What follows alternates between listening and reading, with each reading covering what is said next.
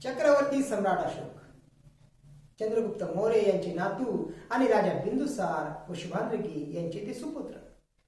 अशोक इसवी सन पूर्व 269 मध्ये मगधचे सम्राट झाले.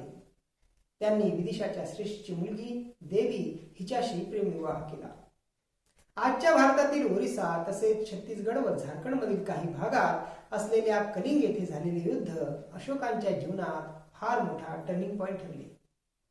या युद्धातील नरसंहाराच्या पश्चातापाच्या दुःखातून मुक्त होण्यासाठी त्यांनी बौद्ध धर्माचा स्वीकार केला. बौद्ध धर्माचा स्वीकार केल्यानंतर त्यांनी हजारो स्तूप, विहार, धर्मशाळा, पाण्याचे कालवे बांधले, विद्यापीठांची निर्मिती केली. अनेक राजांशी युद्धाऐवजी मैत्रीपूर्ण असे संबंध वाढवले. रस्त्याच्या दोन्ही बाजूला झाडे लावणे, त्यांना रंग देणे तसेच प्राण्यांची हिंसा टाळण्यासाठी त्यांनी आदेश दिले. पशु, पक्षी, प्राणी यांच्यासाठी दवाखाने काढले. राजव्यवस्था, समाज व्यवस्थेबरोबरच शिल्पकला, लेणी स्थापत्यकला, लेखन कला याला देखील त्यांनी प्रोत्साहन दिलं. यातूनच शिलालेख, स्तंभालेख, लेणी गुहालेख यांची निर्मिती केली. याबरोबरच तिसरी धम्मसंगीतीचे आयोजन करून भिक्खू आणि भिक्खुनी संघाला आचारसंहिता पालनाबाबत स्पष्ट असे आदेश दिले. पत्नी देवी यांच्या आग्रहास्तव सांची येथे स्तूप व विहारांची निर्मिती केली. स्वतःची मुलगी संघमित्रा आणि मुलगा महेंद्र यांना भिक्खू संघाला दान देऊन त्यांना श्रीलंकेला पाठवले. बौद्ध धर्माचा प्रचार व प्रसार त्यांनी सर्व जगभर केला. शिलालेखांद्वारे आदेश देऊन आपल्या प्रजेला बौद्ध शिकवणुकीचा नीतिधम्म समजावणारा हा एकमेव सम्राट आहे. हे शिलालेख 3 प्रकारचे आहेत: दगडावरचे शिलालेख, स्तंभांवरचे शिलालेख आणि लेणीमधील शिलालेख. हे सर्व शिलालेख सम्राट अशोकांच्या साम्राज्याचा विस्तार समजावून देतात.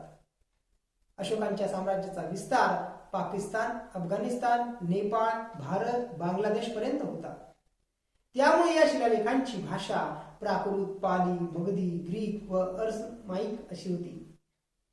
प्राकृत, पाली, मगधी भाषेतील शिलालेख धम्मलिपी व खरोष्टी लिपीमध्ये कोरलेले आहेत. ग्रीक भाषेतील शिलालेख ग्रीक लिपीत व अरमाईक भाषेतील शिलालेख अरमाईक लिपीत कोरण्यात आलेले आहेत. बिहार राज्यातील बराबर ही एकमेव लेणी आहे ज्यामध्ये अशोकांचा दान शिलालेख प्राकृत पाली भाषेत धम्मलिपीमध्ये कोरलेला आहे. गुजरात राज्यातील जुनागड पासून 1.5 किलोमीटर अंतरावर असलेल्या गिरनार येथील शिलालेखात पहिल्याच ओळीत यईन धम्मलिपी असा उल्लेख आहे. महाराष्ट्रातील मुंबई जवळच्या ठाणे जिल्ह्यातील वसई तालुक्यात असणाऱ्या सुपारा येथे गिरनारच्या 8व्या शिलालेखानंतरचा 9व्या शिलालेखातला काही भाग आजही छत्रपती शिवाजी महाराज संग्रहालय मुंबई या ठिकाणी प्रवेशद्वाराजवळ सुरक्षित असा ठेवण्यात आले आहे.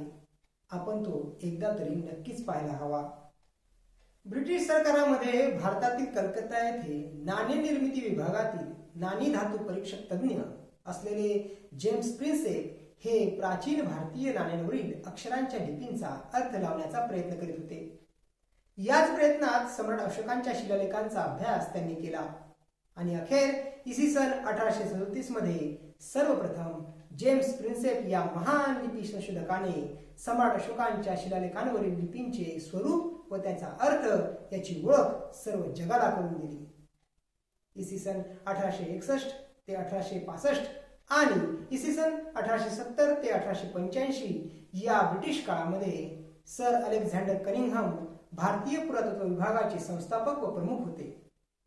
त्यांनीच स्वतः या शिलालेखांचे चित्ररूप व रेखाचित्र रूप सर्वप्रथम निर्माण केले.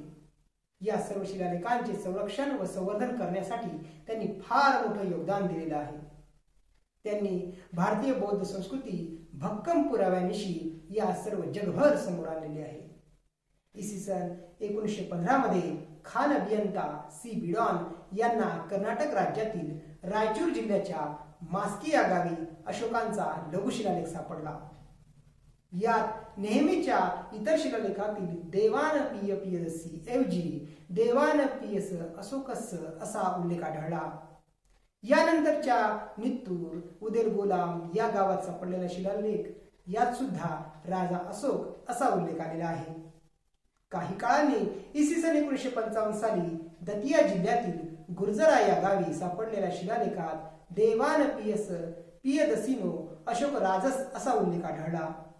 अशा प्रकारे इसवी सन पूर्व 272 ते इसवी सन पूर्व 232 या कालखंडामध्ये भारतीय राजा देवान पियदसी म्हणजेच सम्राट अशोक आहे हे लेखी पुराव्यानिशी सिद्ध झालं व हे सर्व शिलालेख सम्राट अशोकांनीच निर्माण केले आहेत हे निश्चित करण्यात आलं. शिलालेख हे भारतातील वाचता आलेले पहिले लेखी पुरावे आहेत.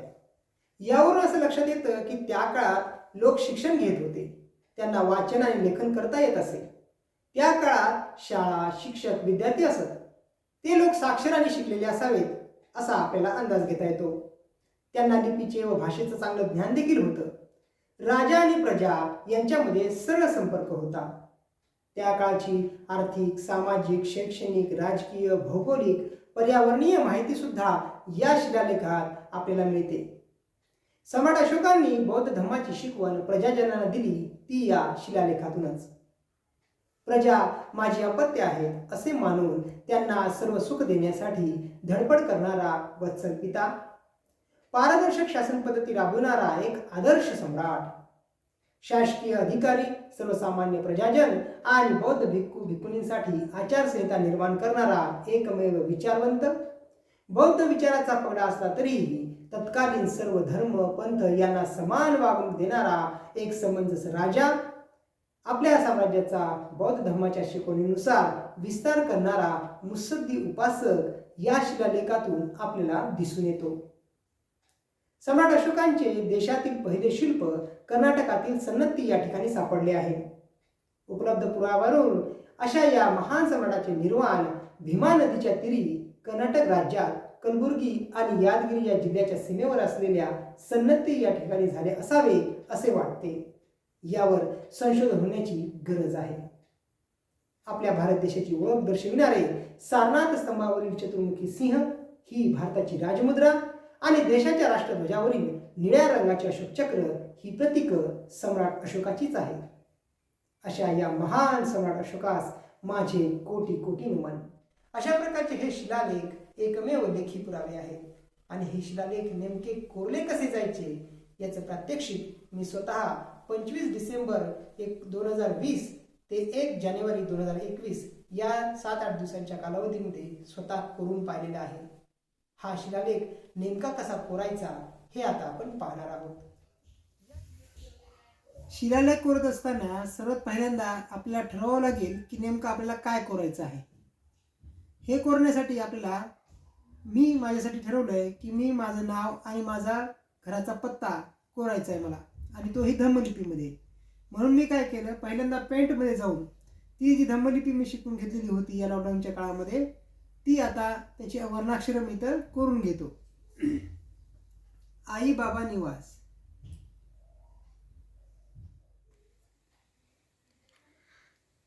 अशा प्रकारे अशोकन धम्मलिपीमध्ये आणि नागरी लिपीमध्ये त्याचबरोबर इंग्रजी सुद्धा भाषेमध्ये आपण कॉम्प्युटरद्वारे अशा प्रकारे करून घेतलंय.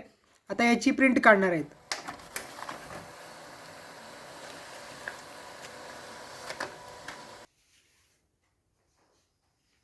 अशा प्रकारे ही आपण A4 साईजमध्ये प्रिंट काढली. आता नंतर आपण याला A3 मध्ये प्रिंट काढणार आहोत. त्यासाठी झेरॉक्स सेंटरवर जाऊया कारण याची एनलार्ज करायची आहे. शिलालेख कोरण्यासाठी आपण A4 साईजमध्ये प्रिंट काढून घेतली होती. त्याच प्रिंटला आता झेरॉक्सच्या माध्यमातून आपण एनलार्ज करणार आहोत आणि मोठ्या स्वरूपामध्ये A3 साईजमध्ये त्याला करून घेणार आहोत.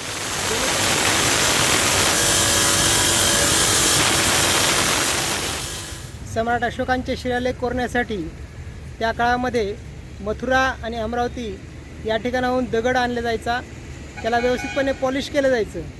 आपण देखील या शिलालेख कोरण्यासाठी 15 इंच रुंद आणि 24 इंच लांब म्हणजे साधारणतः 1.5 फूट रुंद आणि 2 फूट लांब अशा प्रकारचा शिलालेख इथून कट करून घेतलेला आहे. त्याला बारीक चांगल्या पद्धतीनं गुळगुळीत केलं जायचं आणि त्यानंतरच त्यावरती लेखन केलं जायचं. हे लेखन करत असताना त्याच्यामध्ये 3 व्यक्तींचं फार महत्त्वाचं योगदान आहे. पहिली व्यक्ती म्हणजे विद्वान. जो काय करायचे की सम्राट अशोकांचे जे आदेश आहेत किंवा त्यांचं जे म्हणणं आहे ते विशिष्ट पद्धतीनं एक लिपिबद्ध करायचे. दुसरी व्यक्ती असायची लेखक. जे काही दिलेलं त्या विद्वानांनी सांगितलेली गोष्ट आहे ती आपल्या या त्या असणाऱ्या दगडावरती किंवा शिळेवरती किंवा पिलरवरती ते काळ्या कोळशाने म्हणा किंवा काहीतरी असं साधन वापरायचे ते की त्याच्यावरती ते स्क्रिप्ट लिहिली जायची. आणि तिसरा व्यक्ती असायचा जो की छन्नी आणि हातोड्याच्या साह्यानं त्याला कोरण्याचं काम करायचा. अशा प्रकारचे कोरके असायचे. म्हणजे शिलालेख करत असताना 3 व्यक्ती फार महत्वाच्या असायच्या. पहिला व्यक्ती म्हणजे विद्वान, दुसरा म्हणजे लिहिणारा लेखक आणि तिसरा व्यक्ती म्हणजे ते कोरणारा कोरक्या. आणि तर अशा प्रकारे हे दुसरं साधन म्हणजे आपलं कॉम्प्युटर आपण केलेलं सगळं एक कागद आहे जो की ज्याच्यावरती ही अशोक लिपी आहे. आणि ही अशोक लिपी आता त्यावेळेस लेखक असायचे, परंतु आता ते लेखक न करता आपण कॉम्प्युटरचा कागद केला आहे म्हणून ते काम करतो. आणि कोरक्या म्हणून आता मी स्वतः याला ते चिटकवल्यानंतर कोरण्याचं देखील काम करणार आहे. हे कोरत असताना आपण डिंक वापरू शकता.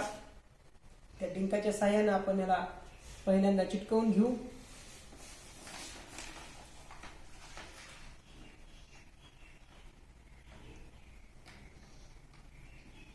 डिंकाची वापरी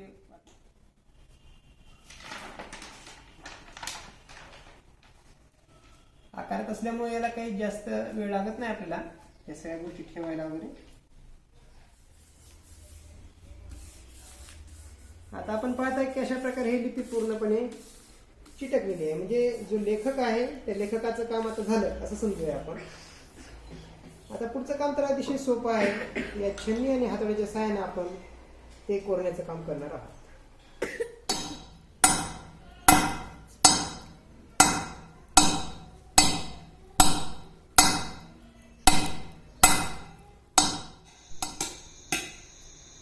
शिलालेख करत असताना त्या काळामध्ये सुरुवातीचे जे शिलालेख होते आणि त्यावरची जी लिहिलेली स्क्रिप्ट होती ती काही अशी प्रॉपर विशिष्ट पद्धतीने एका सरळ रेषेमध्ये वगैरे लिहिलेली नव्हती. म्हणजे जसं असं कल्पना करा की एखादा पहिलीचा विद्यार्थी ज्या पद्धतीने आपलं लेखन करत असतो नवीन नवीन शिकल्या अगदी तशा प्रकारची त्यावेळेस ती लेखन पद्धती होती. परंतु नंतर जेव्हा आपण दुसरे काही पिलर्स पाहतो, स्तंभालेख पाहतो किंवा विविध प्रकारच्या ज्या शिलालेख पाहतो, हे दोघेही जर आपण नंतरच्या काळामध्ये म्हणजे जसं जसं त्याचा सराव होत गेला आणि जसे जसे कारागीर चांगल्या पद्धतीने काम करू लागले तसं पाहिलं असेल तर त्याची एका रेषेमध्ये सरळ रेषेमध्ये जसं की आपण 2 रेघीच्या वहीमध्ये लिहितो किंवा इंग्रजीचे हे 4 रेघीमध्ये लिहितो अगदी तशा प्रकारचं एका विशिष्ट पद्धतीनं कोरण्याची कला विकसित झालेली होती आणि त्यांनी त्याचा सराव देखील झाला होता. त्या काळात हे लोक कसे काम करत असतील याचा अनुभव लक्षात घ्या. आता मी काम करतोय तर माझं हे बोट दुखत आहे सध्या.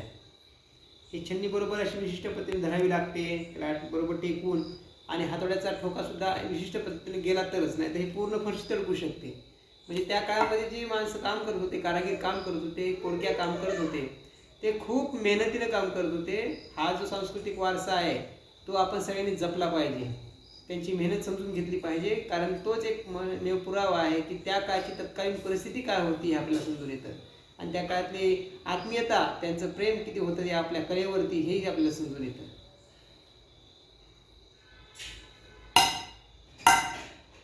मला पण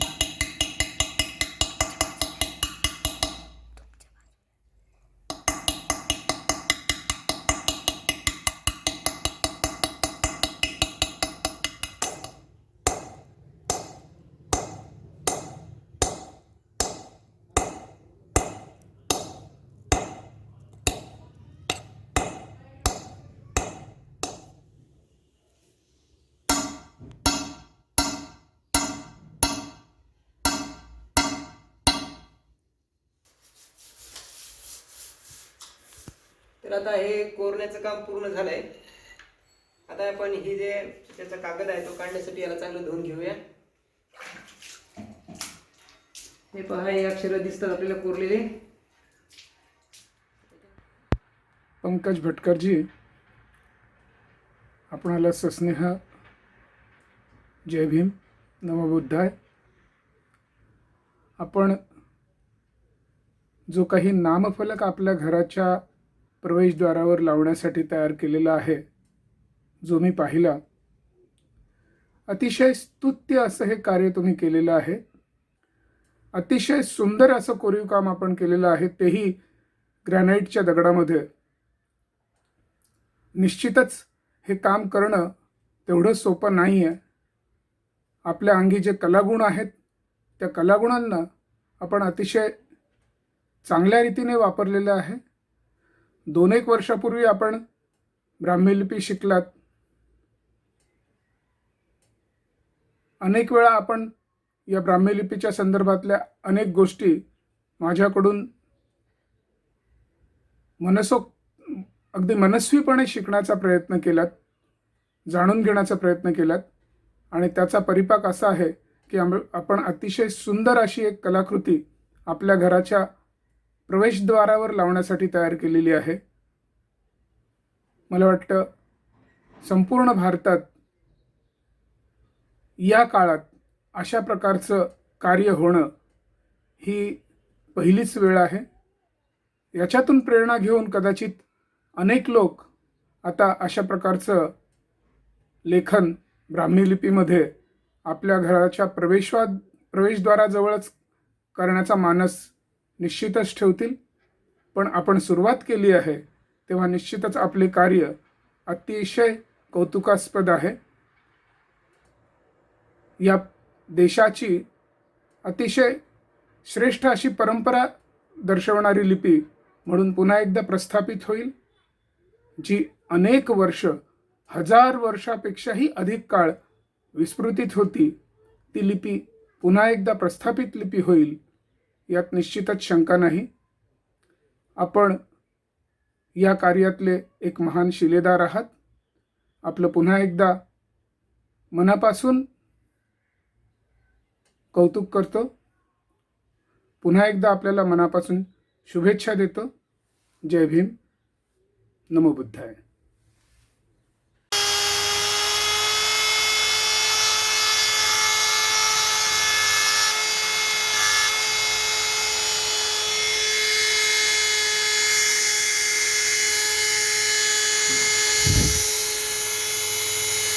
जी अशोक लिपी आहे, धम्मलिपी आहे, हीच भारताची आता मूळ समजायची का आज घडीला? आज घडीला आपण तेच म्हणू शकतो. त्याच्यापेक्षा दुसरं काय म्हणू शकतो? सिंधू लिपी आपली मूळ आहे हे मान्य असल्यानंतरही सिंधू लिपी ते मौर्य कालीन लिपी याच्या मधल्या कालखंडात काय वापरलं याचे पुरावेच नाहीत ना आपल्याजवळ पुरातत्वीय. त्यामुळे आपल्या सिंधू लिपीपासून ही लिपी उत्क्रांत झाली असं म्हणणं जास्त संयुक्तिक राहते. बद्दल असंच म्हणता येईल किंवा अतिशय चांगला असतो ते उपक्रम आहे. याच्यामुळे संपूर्ण लोकांनी जे लोक तुमच्या घरी येतील ते पाहतील आणि त्याच्याबद्दल त्यांना प्रेरणा मिळेल की चला आपण अशी पाठी आपणही आपल्या घरावर केली पाहिजे.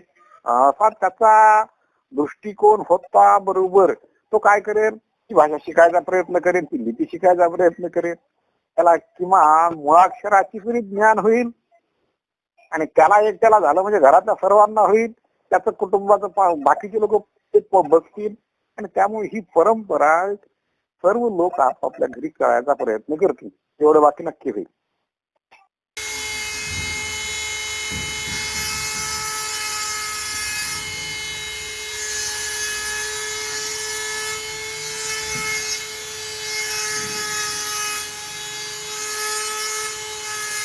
साठी पाली भाषेचे अभ्यासक अनेक प्रयत्न करीत आहेत, लिपीतज्ञ अनेक प्रयत्न करीत आहेत आणि मग हे त्यांचे जे प्रयत्न आहेत त्यापैकीच एक प्रयत्न केलाय आमचे स्नेही आयुष्यमान पंकज शंकररावजी भटकर यांनी.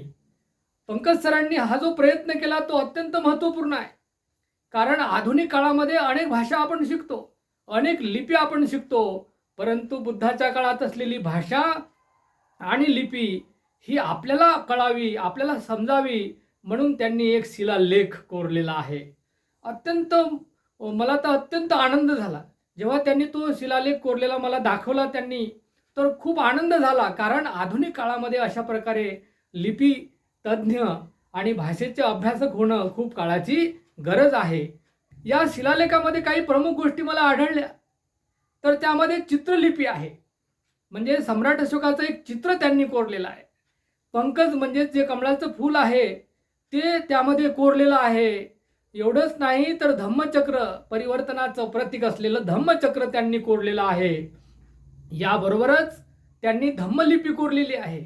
म्हणजे तत्कालीन काळात असलेली लिपी आजच्या काळात वाचून, समजून घेऊन, जाणून घेऊन ती लिपी त्यांनी कोरली. याबरोबर त्यांनी रोमन लिपीमध्ये पण कोरलेलं आहे. कारण काही लोकांना धम्मलिपी वाचता येणार नाही, म्हणून रोमन लिपीमध्ये वाचता येईल म्हणून रोमन लिपीत लिहिलंय. त्याबरोबर नागरी लिपीत सुद्धा त्यांनी ते लिहून काढलेलं आहे, कोरून घेतलेलं आहे. याचा अर्थ की आधुनिक काळातील कोणताही वाचक तो लेख, शिलालेख वाचू शकेल. आणि म्हणून यामध्ये ह्या ज्या काही भाषा आहेत, पाली असेल, मराठी आहे, इंग्रजी आहे, या भाषांचा वापर त्यांनी केला आणि हे अत्यंत महत्त्वपूर्ण कार्य त्यांनी केलेले आहे. एक गोष्ट त्यामध्ये आणखी आहे, ती अशी आहे की त्यांनी या शिलालेखाला कोणतीही बॉर्डर दिलेली नाही.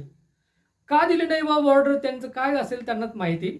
परंतु बॉर्डर न देण्याचं कारण असं असेल की ही बॉर्डरलेस हे भाषा पोहोचावी, ही लिपी पोहोचावी ह्या जगभरामध्ये.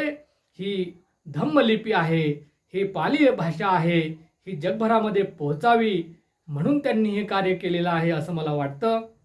धम्मचक्र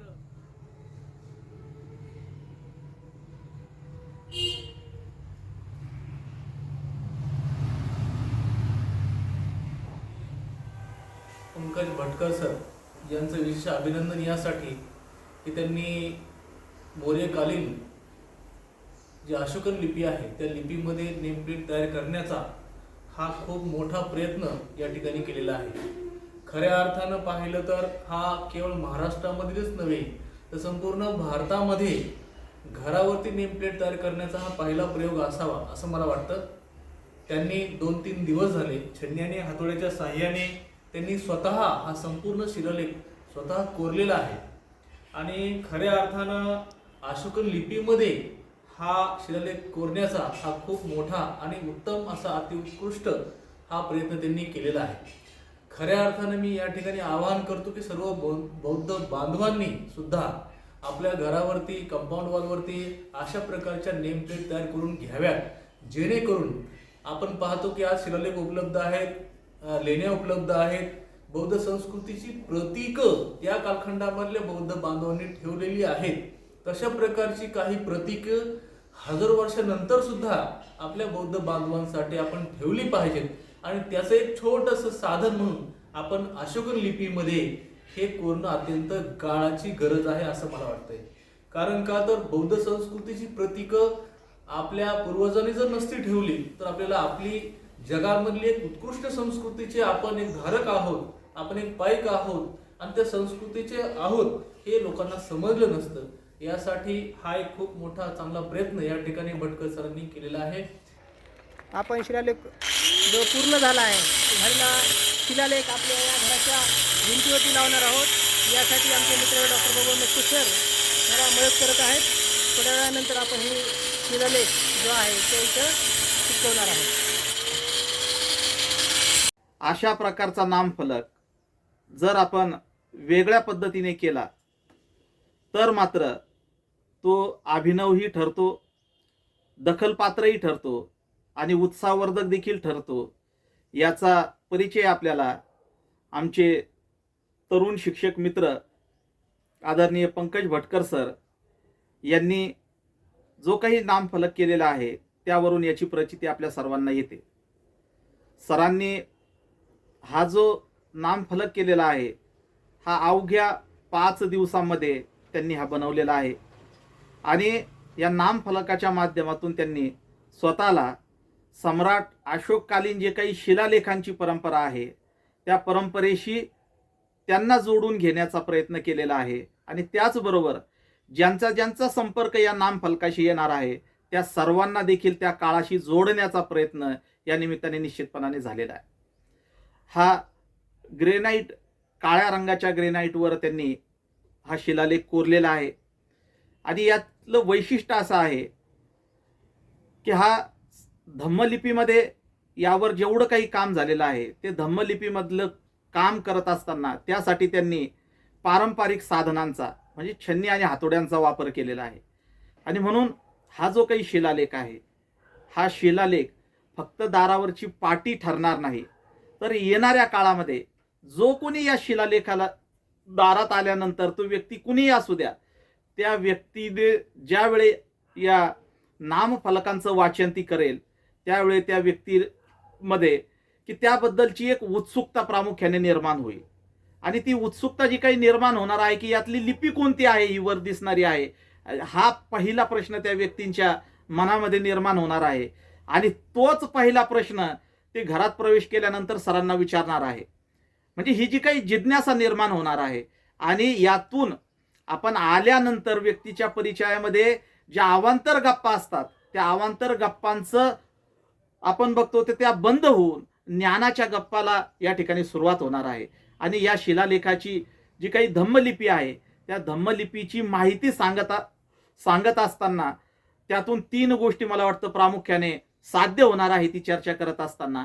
पहिली बाब अशी साध्य होणार की ही लिपी जी आहे ही धम्मलिपी आहे आणि अशोकाच्या काळातली लिपी आहे हे म्हणत असताना त्या व्यक्तीला सम्राट अशोकाच्या जे काही मानवतावादी कार्य आहे, सम्राट अशोकाच्या कार्याचा त्या व्यक्तीला त्या निमित्ताने परिचय होणार आहे. अशोकांच्या शिलालेखांच्या आपण त्या शिलालेखामधला जो काही तपशील आहे त्याची चर्चा करत असताना बुद्ध धम्माचं तत्वज्ञान देखील त्या व्यक्तीला कळणार आहे. आणि बुद्ध धम्माचं तत्वज्ञानाची चर्चा करत असताना आपण आधुनिक काळामध्ये जेव्हा भारतीय संविधानाचा त्यामध्ये उल्लेख येईल तर भारतीय संविधानातील मानवतावादी मूल्य देखील व्यक्तीला कळणार आहे. म्हणजे एकाच वेळी आपल्याला यातून सम्राट अशोकांचं कार्य, तथागत बुद्धांचं कार्य, डॉक्टर बाबासाहेब आंबेडकर यांचं कार्य, ह्या तिन्ही महान व्यक्तींच्या कार्याचा परिचय या शिलालेखावरीलच्या चर्चेमुळं होणार आहे असं मला या निमित्ताने प्रामुख्याने वाटतं. हा जो काही शिलालेख बनवण्याचा अभिनव अशा प्रकारचा संकल्प करून त्यांनी तो पूर्णत्वास नेला त्याबद्दल मी सरांचं मनपूर्वक अभिनंदन करतो. आणि येणाऱ्या काळामध्ये बौद्ध बांधवांनी आणि ज्यांना ज्यांना मानवतावादी मूल्यचे पुरस्कार करणाऱ्या सर्वांनी आपल्या प्राचीन संस्कृतीचं प्रतीक म्हणून या धम्मलिपीकडे आपण वळावं आणि अशा प्रकारचा प्रयत्न आपण स्वतः आपल्या कुटुंबामध्ये, आपल्या मित्रमध्ये जर कधी करण्याचा प्रयत्न केला तर हा निश्चितच एक मानवतावादी कार्याच्या प्रचार प्रसारासाठीचं एक मोठं कार्य यातून घडेल असं मला वाटतं. मी सरांचं पुनश्च एकदा अभिनंदन करतो आणि त्यांना धन्यवाद देतो. जय भीम, जय प्रबुद्ध भारत.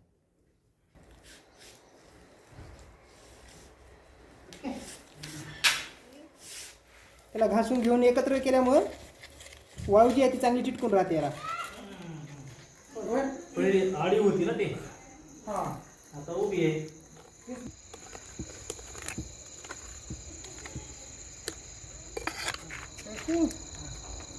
ही आता शिलालेख पेस्ट होत आहे.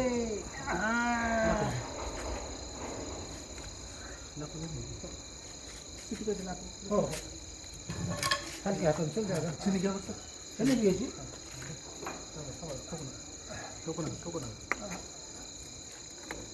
हा आता बसलं बघा सर पीठ. राईट राईट जरा वर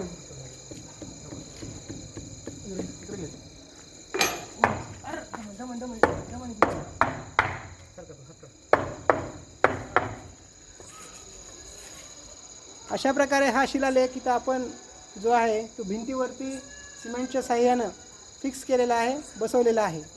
हा शिलालेख पुष्पदान अर्पण. या या या या या कोण कोण या घेऊ का? हे जसं जसं कालचं आहे.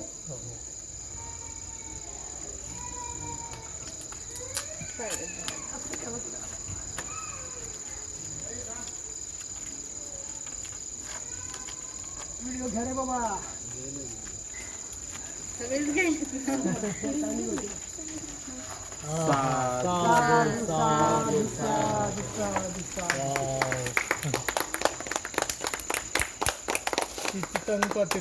यं पुष्पमेव समिज्यन्ते चंदोपन्नरसो यथा. अतिशय छान. अशा प्रकारचा हा सुंदर वाह बहुत बढ़िया बहुत बढ़िया. यातली ही सर्व लिपी पूर्णतः छन्नी हातोड आहे. याला कुठल्याच प्रकारचं इन्स्ट्रुमेंट वापरलेलं नाही. आणि खाली मात्र आपण डेकोरेट केलं. हे जे अक्षर आहेत हे अक्षर स्वतः मी हाताने कोरले हे तरी कॉम्प्युटरच होते, परंतु हे जे देवान नाम PS अशोकस हे मास्कीतल्या शिलालेखावर इथून सुरुवात झाली अशोकाचं शिलालेख हे स्वतः मी हाताने कोरले. त्याच्यामुळे हे कोरल्यानंतर मला पूर्ण कॉन्फिडन्स आला की आपण न काही करता सुद्धा करू शकतो. अक्षराची ठेवण आणि सर्वांसाठी हा शेवटी खाली लिहिलंय हा शिलालेख पंकज भटकर यांनी अंबाजोगाई येथे आज 1 जानेवारी 2021 रोजी स्वतः कोरला आहे. म्हणजे आज पूर्णपणे कंप्लीट झालं आज यासाठी ज्ञात अज्ञात सर्वांनीच केलेलं सहकार्य त्या सगळ्यांचेच आभार मानतो. निसर्गातल्या जेवढ्या शक्ती आहेत त्यांनी माझ्यामध्ये ती क्षमता निर्माण केली. कदाचित असं वाटतं कधी कधी त्या कोरक्यामध्ये कदाचित मी असेल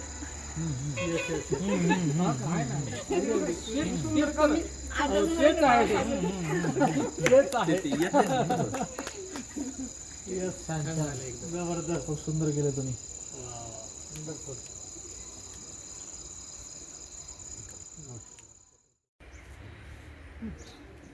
अशा प्रकारे हा शिलालेख करून प्रवेशद्वारावर लावलेला आहे.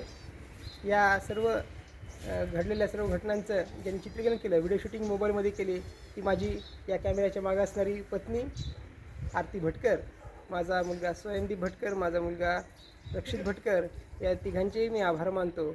आणि आपण सर्वांनीच एकदा माझ्या घरी हा शिलालेख पाहण्यासाठी यावं अशी आपल्याला विनंती देखील करतो. त्याचबरोबर आपण प्रत्येकानं आपल्या घरी अशा प्रकारचा शिलालेख कोरावा, धम्मलिपीचा प्रचार आणि प्रसार करावा अशी आपल्या सगळ्यांना पुन्हा एकदा विनंती करतो. नमो बुद्धाय, जय भीम.